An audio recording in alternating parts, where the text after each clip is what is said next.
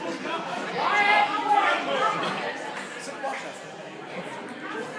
attention, please. Everybody be quiet, you know they're all around. Before we start the pageant, we have an announcement from one of the re-founding fathers of Bonegiving, Dr. Noah Becker. Thank you. I am a doctor, and I'm a 2009 trombone graduate, and it's with incredible joy and honor I stand before you today on this Bonegiving 2012 Anno Domini and announce the trustees of the University of Pennsylvania have finally returned a very precious gift to our band. Upon the death, there's always a history lesson in the low brass section. Upon the death of Lawrence Musket Feathers IV, the son of Lawrence Musket Feathers III, he who died in the Great War, and having no suitable male heir, it was so determined that his holdings should go to the University of Pennsylvania Band, and ought to be put to use serving his and his father's beloved lower brass section. His estate determined that the money not be spent willy-nilly, but rather in a style befitting those two great and honorable men. Thus was a chair endowed, a chair of noise, ribaldry, and drunkenness. A chair was endowed and remained endowed until November 1993, when the great and wicked Kushal Gupta and his classmates, but mostly the great and wicked Kushal Gupta, saw fit to return the money and kill the tradition of Bonegiving dead. In direct violation of the two great dead men's wishes and the values this lower brass section held so dear, the money had been lost to the science department, fully funding unnecessary labs, Bunsen burners, and assorted bric-a-brac. Thankfully, due to a small band known as the Eternal Order of the Musket Feathers, the gift has been retrieved. As such, a chair will soon appear in the band room, the chair of noise, ribaldry, and drunkenness, and required for the buttocks of the person who most embodies Lawrence's spirit, the lowered brass section leader, the trombone section leader, in fact. So congratulations to the first trombone section leader to return to the throne of Lawrence, having been unlawfully stolen by Kushal Gupta. And I charge you with sitting in the chair and carrying the flame of noise, ribaldry, and drunkenness eternally. Amen. Thank you very much.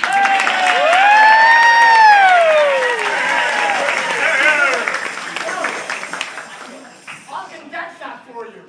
Noah and a bunch of his lower brass buddies are going to give to the band every year an amount of money for our budget.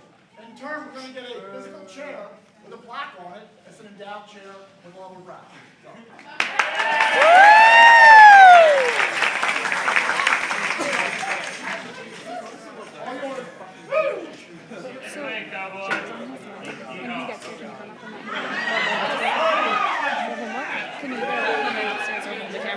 Yeah, thank you.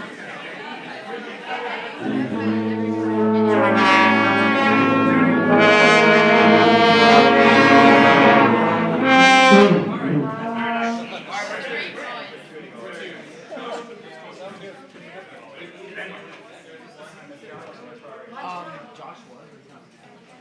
So he's not. I'll get down.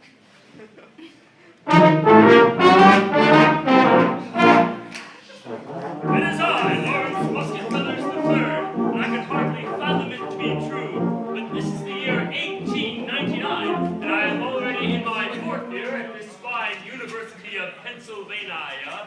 Why, not just 3 years ago, this motley ensemble used to be the Lower Brass Club for young men, mired in exclusivity, and now, look around, we have a full Penn Band, with instruments sundry and plentiful, as well as musicians from all 4 corners of the world. In celebration, we have established this annual tradition known as Bonegiving, and I hope it leads into the future, where these various events will one day be held on the grandest stage of them all, the one in Flap Lobby.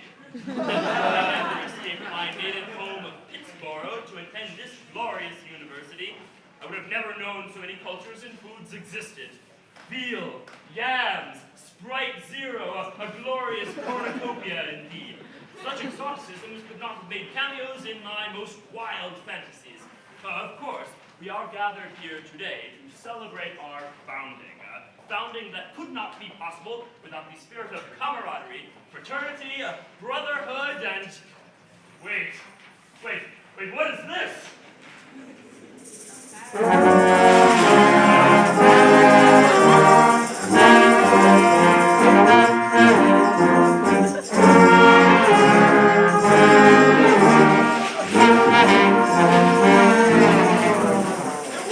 What is this? It appears as though an alternative band of tambourine players has torn through the fabric of space and time. That especially nerdsome one looks as though he can speak. Everybody, stand back. Let's listen. It is I, Clarence Basket Letter the Fourth. I am the leader of the Penn Band from an alternate dimension.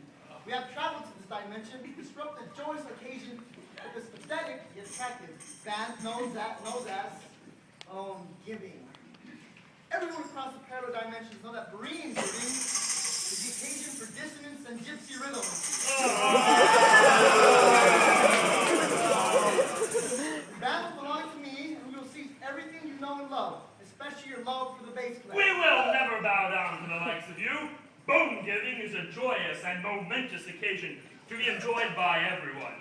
We will not allow interdimensional tambourine sissies with an abysmal fastened sense lay waste to this tradition. Although I dislike confrontation, the pirate blood that doth run through my veins shall not allow such flagrant disrespect of my honor. We must defend what is ours. Everybody, stand back.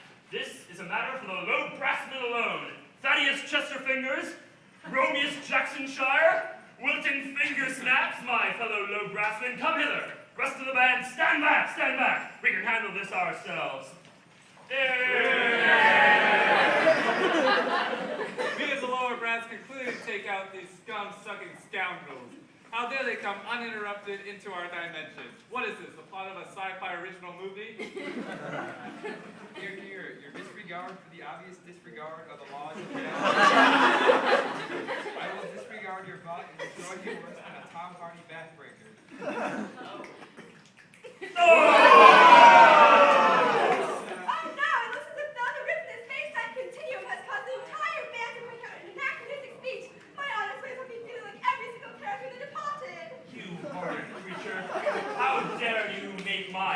Lower brassmen break out into anachronisms. I feel as though my predilection for verbose language is fading. No, low brass section, bad, grunt, fight! We will not stand down. Tambourine band, seize them. We are going to serve you something that makes you eat it.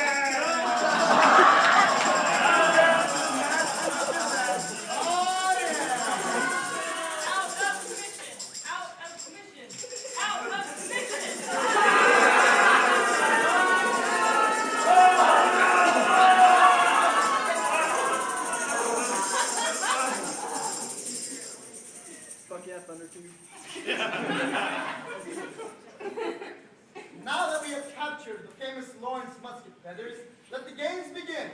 Now, can anyone tell me if a building known as DRL exists in this dimension? Nope, we know of no such place. DRL, I've never heard of it. Your use of an acronym makes it sound awful and godforsaken.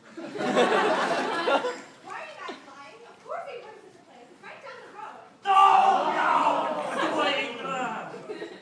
Thank you, Sally. You will serve well my new interdimensional dominion. No, I won't. If anything, I'll probably your downfall. I'm at it. Anyway, let us commence. To A1, I mean, the dungeon.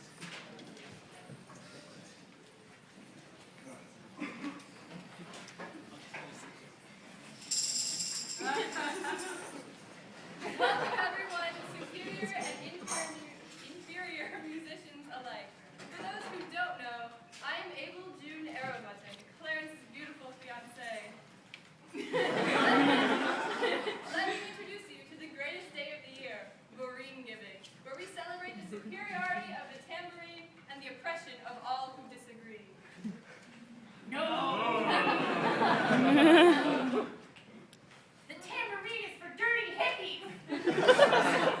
Surely all that tambourine shaking must have added more muscle mass to those scrawny arms.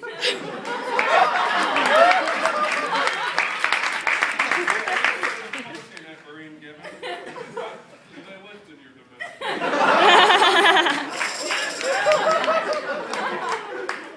Question, what sort of hacking cliched scenario is this? At least have some originality. I thought bands allowed for members to have different ideas. Give me liberty! God, have these prisoners tarred and feathered.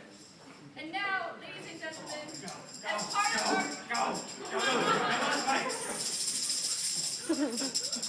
of our Marine Giving celebration, we shall play you all a selection from our diverse repertoire. Maestro, if you would kindly play us the University of Pennsylvania Band March. Sorry, I'm late.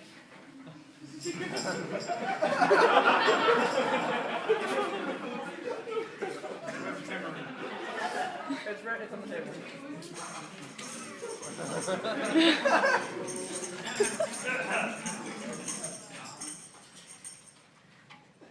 One, two, 1, 2.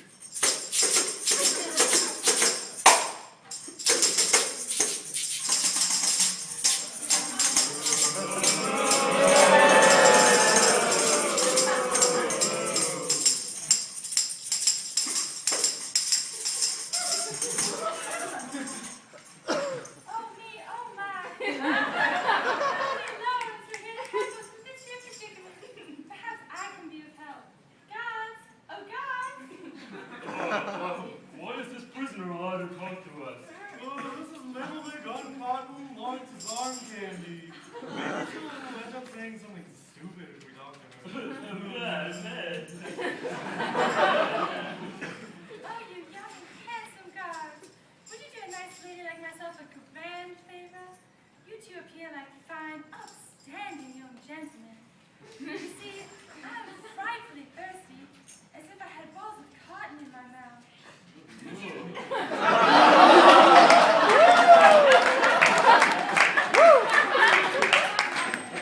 you mind putting a damsel in distress some water?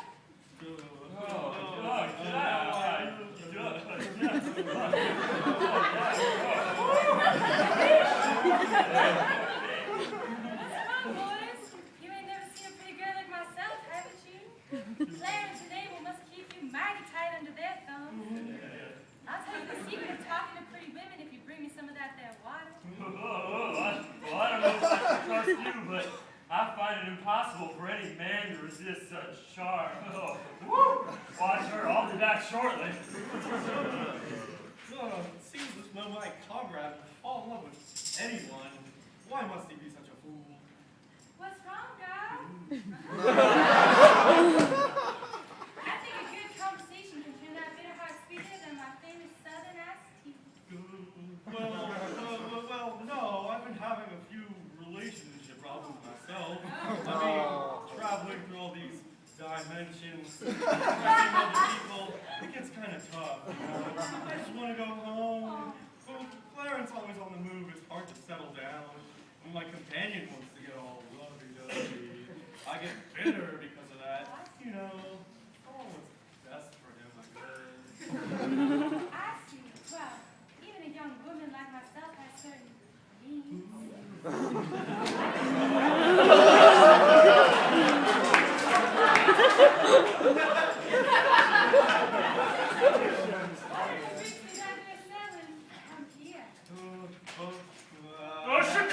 Shakur!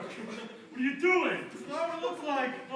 You were not going to steal another one of my ladies again. What happened, man? I thought we had a deal. That's what they all say. I thought we had a deal, bro. You see, this is the kind of stuff that gets us into trouble. No. You know what? I don't even care anymore. I can't eat it. Now you can have her. First, eat this.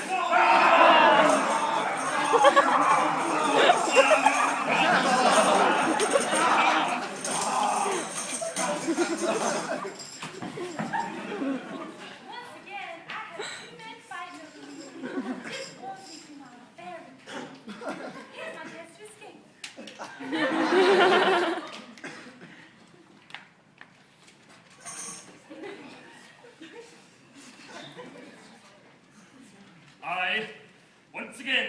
believe that I have allowed myself to be captured with the University of Pennsylvania band. How shall Bonegiving be expected to survive if the entire band is being captured, and I sit here in this cell, alone, rotting, withering, talking to myself as though I were explaining this part to the theater audience. I certainly hope no one writes this part into a future Bonegiving play. I suppose it's no more absurd than interdimensional tambourine people.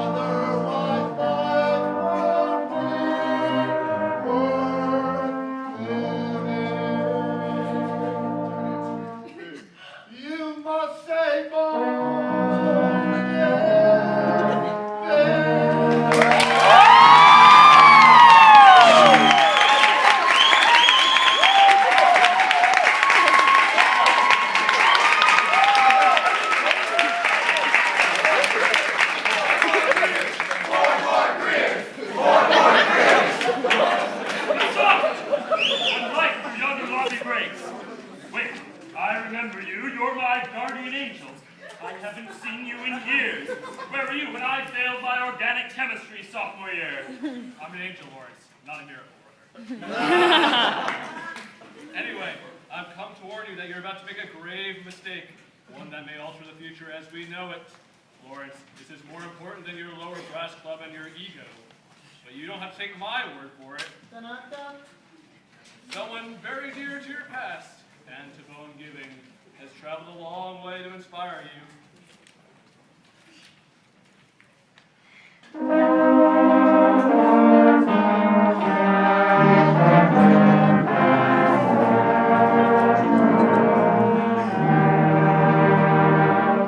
Upon the assumption that my eyes do not deceive me, you must be, alas. Your eyes do not deceive you, Lawrence. It is I, Lawrence Musket, your pirate ancestor. Do you know why you were captured, Lawrence? Well, I can only guess that it was the tambourine people who were stronger than us. No! Ah! The reason you were captured is because you did not allow for more help. Lawrence, you are used to the low brass always charging headfirst into battle and winning those battles. However, this was not the case today. But why do you look so glum? How about a joke to lighten the mood? A chicken crossing the road is poultry in motion.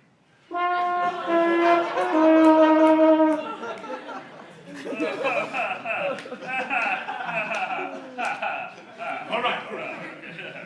Now that we have lightened the mood, listen well.